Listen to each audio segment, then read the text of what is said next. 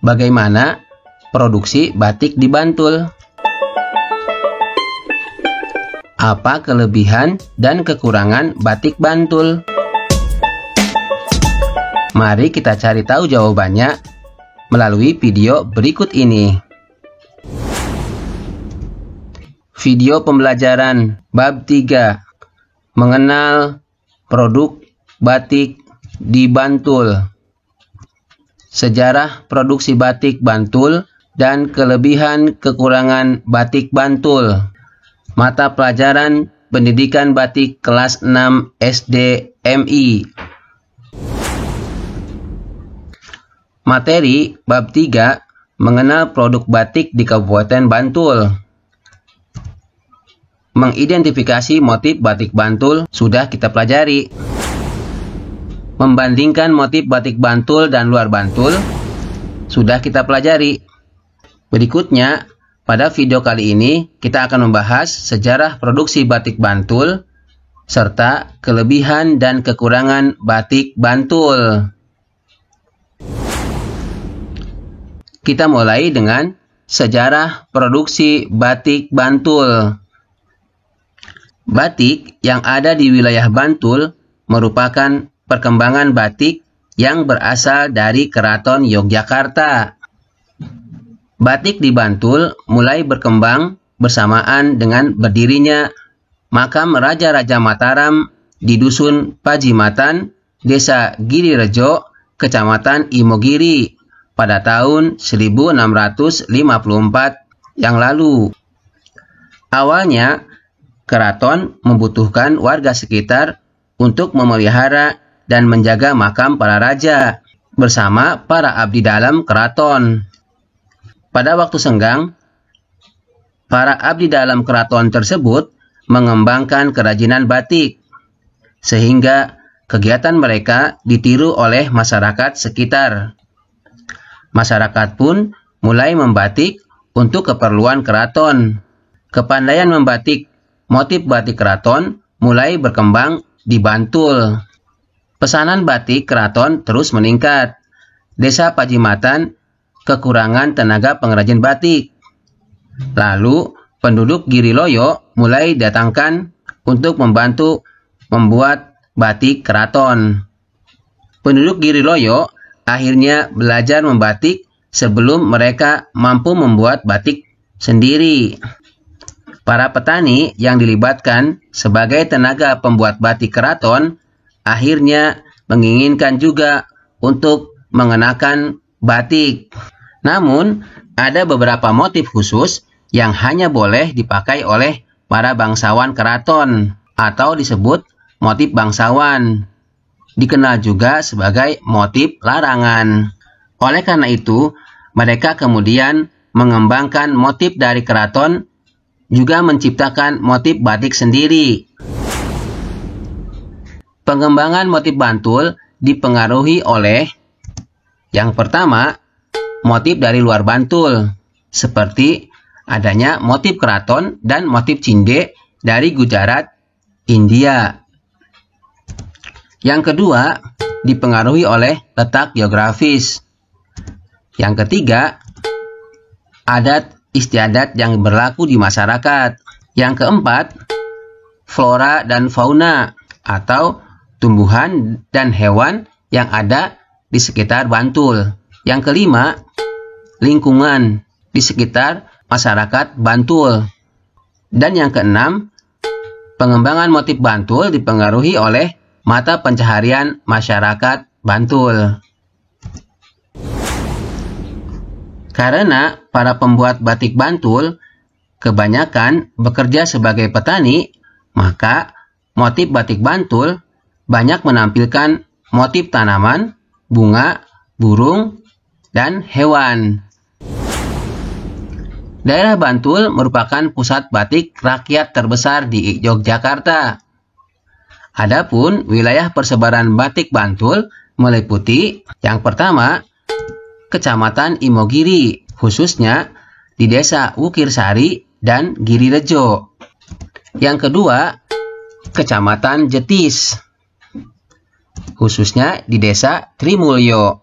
Yang ketiga, Kecamatan Panda, khususnya di Desa Wijirejo, Desa Triharjo, Desa Caturharjo, dan Desa Gilangharjo.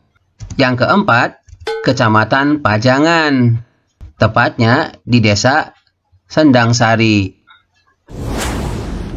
Menurut polanya, batik Bantul dapat dibagi menjadi 3 kelompok. Kelompok pertama yaitu kelompok daerah yang menggunakan pola-pola asli batik keraton. Yang kedua, kelompok daerah yang membatik motif batik kidulan atau khas daerah selatan Bantul. Yang ketiga, kelompok daerah yang menggunakan pola batik nitik. Kita kupas satu persatu. Kelompok batik Bantul yang pertama yaitu kelompok daerah yang menggunakan pola-pola asli batik keraton. Para pembatiknya meniru keterampilan putri dan abdi dalam keraton dalam hal membatik. Selain itu, para pembatik juga memodifikasi pola keraton sehingga berbeda dengan aslinya.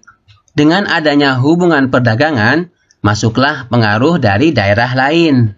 Kelompok daerah yang menggunakan pola-pola asli batik keraton meliputi Desa Wukirsari, Girirejo, dan Giriloyo di Imogiri. Kelompok batik Bantul yang kedua yaitu kelompok batik Kidulan. Motif dari daerah ini adalah gabungan dari batik petani dengan batik saudaгаran yang dibawa para pedagang dari luar.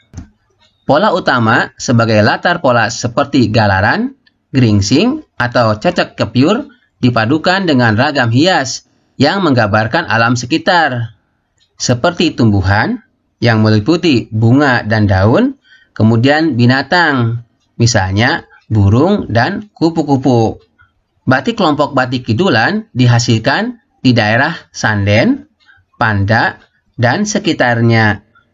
Kini, teknik yang digunakan dalam pembuatan batik Kidulan tidak hanya batik tulis, namun ada beberapa juga yang menggunakan cap. Misalnya di wilayah Wijirejo, Panda. Kelompok batik Bantul yang ketiga yaitu kelompok daerah yang menggunakan pola batik nitik. Awalnya pola ini banyak dibuat di daerah Pleret, Bantul. Pola nitik merupakan pola tiruan dari pola tenunan kain patola atau cinde dari Gujarat, India. Pola nitik yang berkembang di Bantul maupun luar Bantul sebagian besar diberi nama bunga. Misalnya kembang kantil, kembang waru, dan lain-lainnya. Pola nitik dipadu-padankan dengan pola lain seperti parang, kawung, dan lain-lain sehingga muncul nama nitik tambal, nitik cakar ayam, dan lain-lain. Saat ini, batik motif nitik berkembang di Desa Kembang Songo, Kecamatan Jetis, Bantul. Anak-anak, materi mengenal produk batik di Kabupaten Bantul selanjutnya yaitu kelebihan dan kekurangan batik Bantul. Kelebihan produk batik Bantul yang pertama, mempunyai banyak motif atau motif yang beragam. Yang kedua, warna yang beragam. Yang ketiga, motif batik Bantul bisa dikembangkan sesuai dengan kreasi sendiri. Dan yang keempat, menggunakan pewarna alami. Adapun kekurangan produk batik Bantul, yang pertama, proses pewarnaan lebih rumit karena warna lebih beragam. Yang kedua, khusus batik tulis yang menggunakan pewarna alam, bahan pewarna semakin langka sehingga harganya bisa lebih mahal dibandingkan batik tulis bukan menggunakan pewarna alam. Kelebihan dan kekurangan batik Bantul dapat disajikan seperti ini. Demikianlah video pembelajaran pendidikan batik kelas 6 SD MI. Jika kalian suka dengan video ini, silahkan klik tombol like. Dan bagi yang belum, silahkan subscribe channel YouTube Muhammad Mas'ud.